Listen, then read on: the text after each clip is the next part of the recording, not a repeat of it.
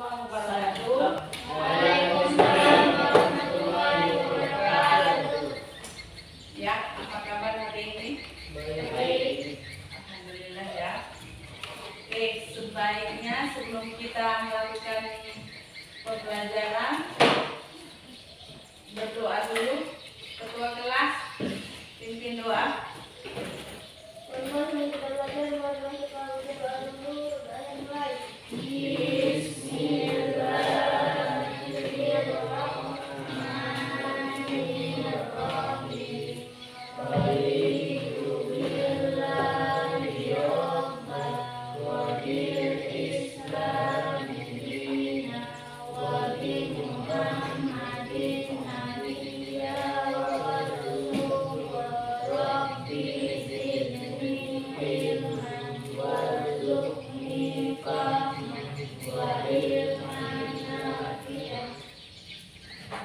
Ya. Mau absen dulu ya. Siapa yang tidak hadir hari ini?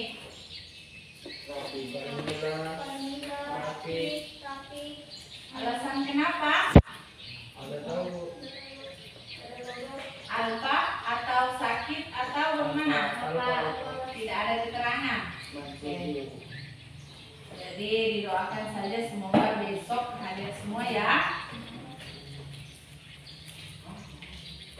Oke, jadi hari ini pembelajaran kita mulai dari awal. Ini kelas 10 ya. Kelas 10.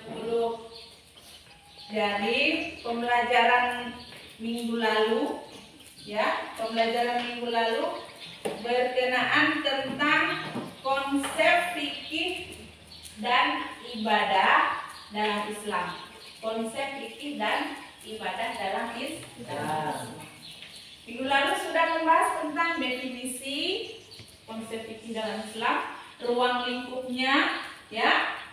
Dan hari ini kita membahas tentang perbedaan antara fikih, syariah, dan ibadah.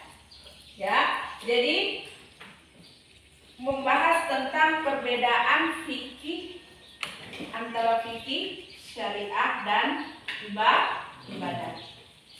Jadi yang kedua, untuk tujuan pembelajaran kita pada pagi hari ini, yang pertama adalah siswa mampu mengetahui perbedaan antara fikih, syariah, dan ibadah. Yang kedua, siswa dapat mengetahui macam-macam ibadah. Jadi ibadah itu ada bermacam-macam. Berikutnya yang ketiga, siswa mampu untuk mengetahui hikmah. Bisa juga mengetahui atau mempraktekkan cara ibadah yang benar. Paham ya? Jadi ada 3 tujuan pembelajaran kita pada hari ini.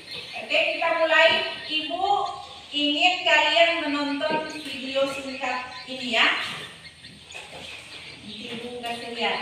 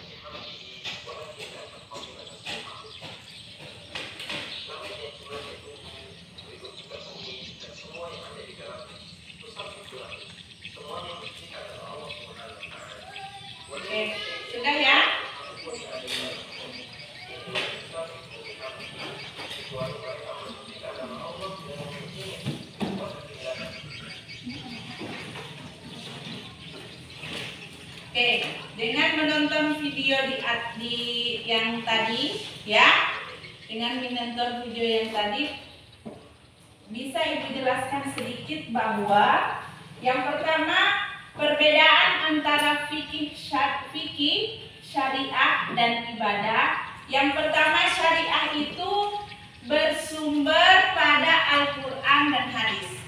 Syariah bersumber pada Al-Quran dan hadis. Sedangkan fikih bersumber pada para ulama, ya, para ilmu hadis, ya, tetapi tidak meninggalkan pedomannya adalah Al-Quran dan hadis. Itu perbedaannya.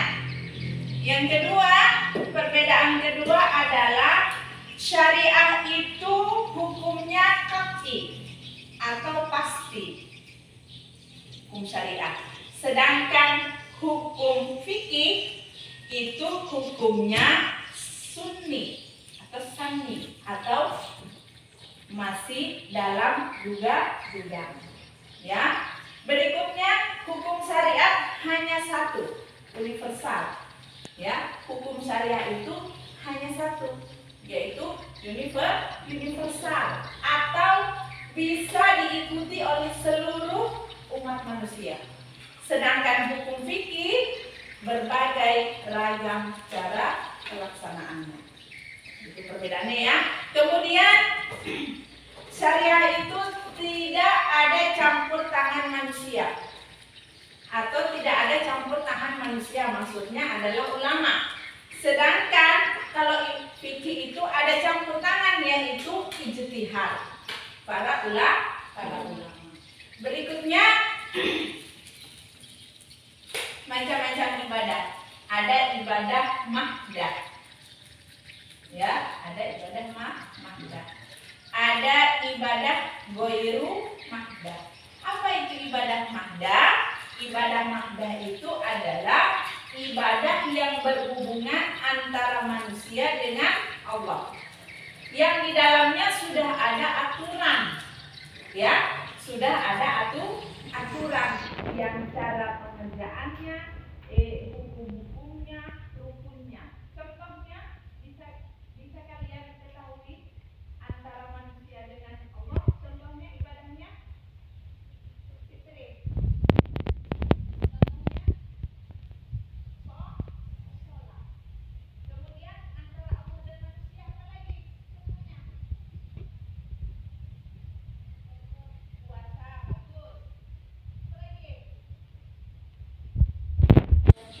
Membayar zakat, betul. Apalagi? Naik haji. Jadi ada 4 ibadah itu yang disebut dengan ibadah mahdah. Maksudnya hubungannya langsung kepada Allah. Sedangkan ibadah ghairu mahdah adalah ibadah yang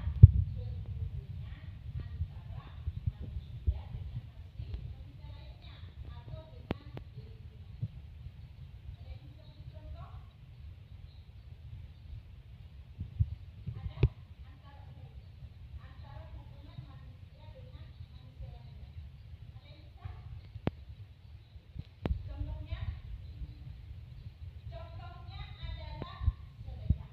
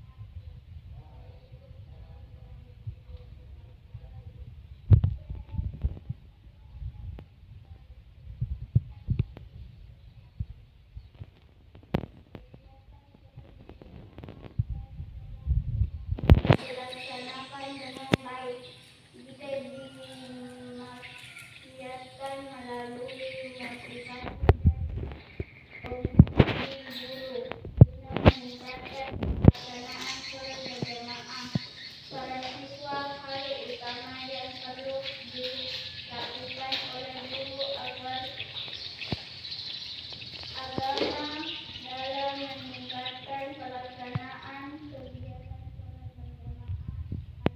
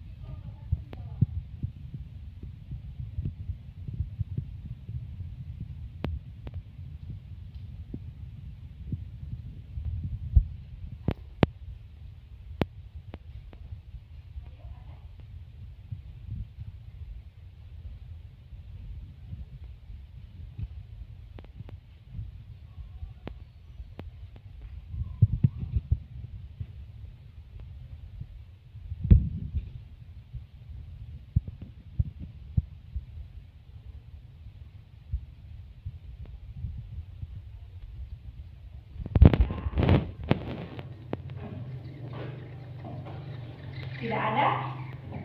Sudah paham semua berarti? Oke.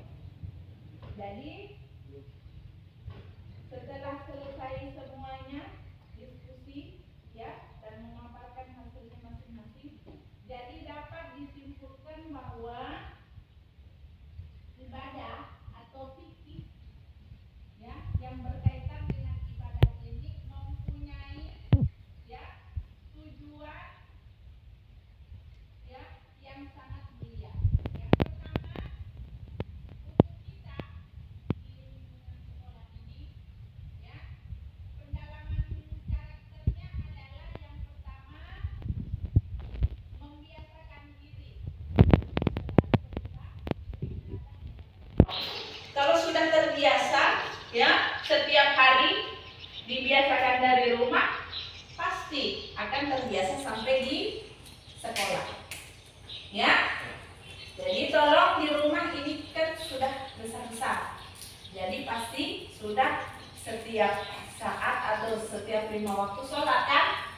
Pasti kan? Sholat ya? Ya. Berikutnya berbuat baiklah kepada kedua orang tua. Ya, berbuat baiklah kepada kedua orang tua. Dengan berbuat baik, maka kita akan dinilai ibadah oleh Allah.